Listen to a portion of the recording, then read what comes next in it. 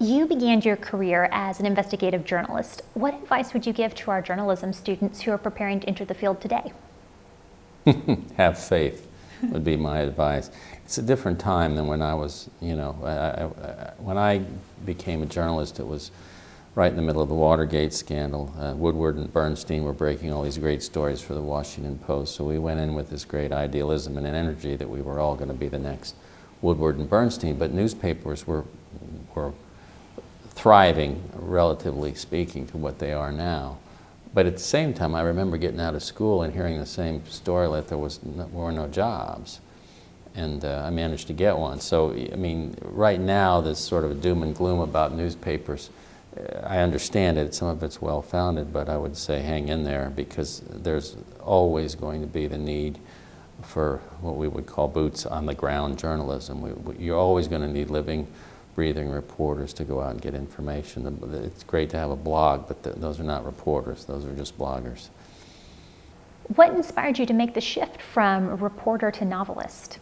Well, I mean, I still write for the paper. I never really gave up the newspaper, but I had always wanted to. When I was in college, I had worked on a couple of books sort of as a ghostwriter, and two of them, and they both ended up being published, not with my name on them, but it gave me some faith and hope. I loved to read when I was a kid. I thought it'd be great to be a writer, but I had that with me. So after a few years as a reporter and a magazine writer, I had an opportunity to do some, not 3 novels with another reporter. He wanted to, actually it started because he needed some money. His wife wanted a swimming pool and he needed some money, and he said, why don't we do a little thriller together based on the cocaine wars that were going on in Miami at the time.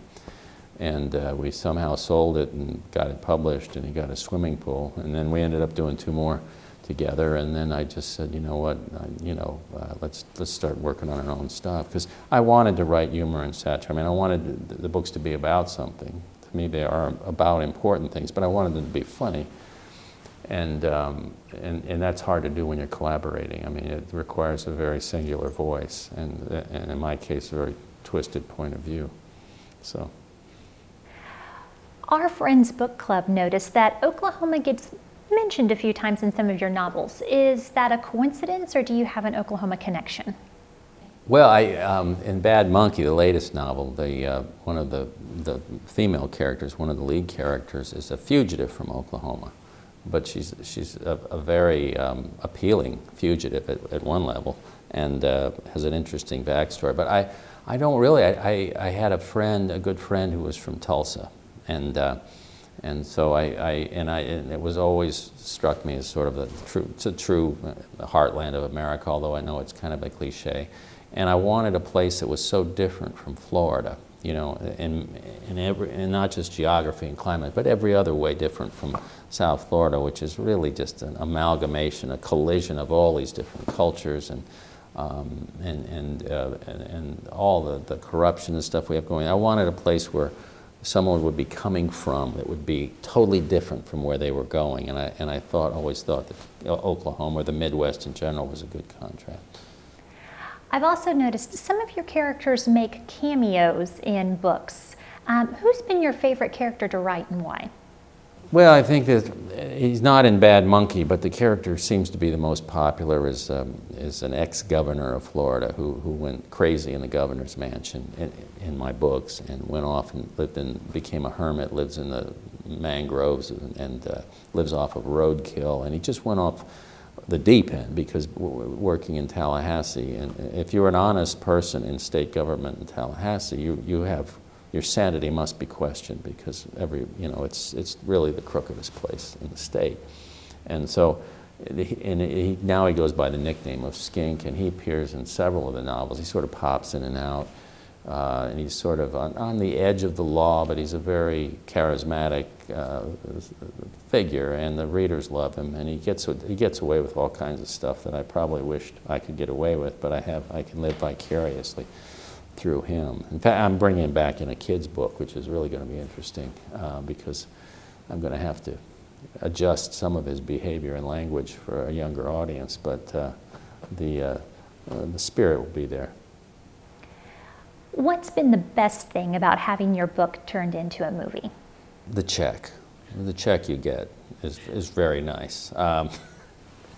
You know, in the case of Hoot, what I liked about that was, there was, and I'll get to the other one in a minute. Hoot was the first kids book I did, and it did have it was really pages ripped out of my own childhood about these little burrowing owls that were getting paved over by big developments. There was no law at the time. They live in the ground, and their nests are in the ground, and if somebody wanted to build a condo, they just bulldozed the birds in their nests, and my friends tried to stop it. In real life, it didn't work, but I was determined I was going to write a book in which it turned out a little differently.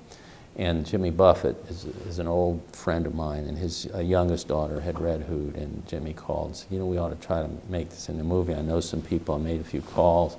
Got Will Schreiner, a screenwriter and a director, and he'd grown up in Fort Lauderdale as I did. And so it was really sort of we had a little bit of a team to go up against the movie studios. Now, it all didn't go swimmingly.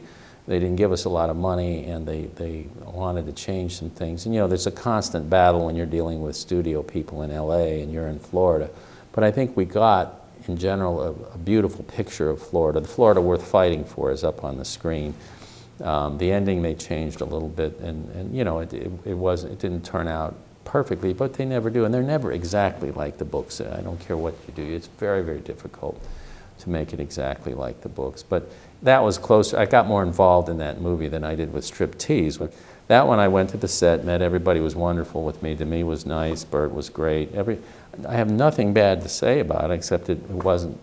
The ending was completely different from the book, and the reviewers didn't like it very much, and I, you know, but I tell people who say to me, God, what did they do to your book? Aren't you mad about what they did to your book? And I said, they didn't do anything to my book. My book is right there on the shelf if you want to read it. All they did was make a movie, and if the worst thing that ever happens to a writer in his or her lifetime is that they make a movie out of one of your books that isn't quite what you want it to be, that's the worst thing that ever happens to you, you're okay. You're going to be fine, you know.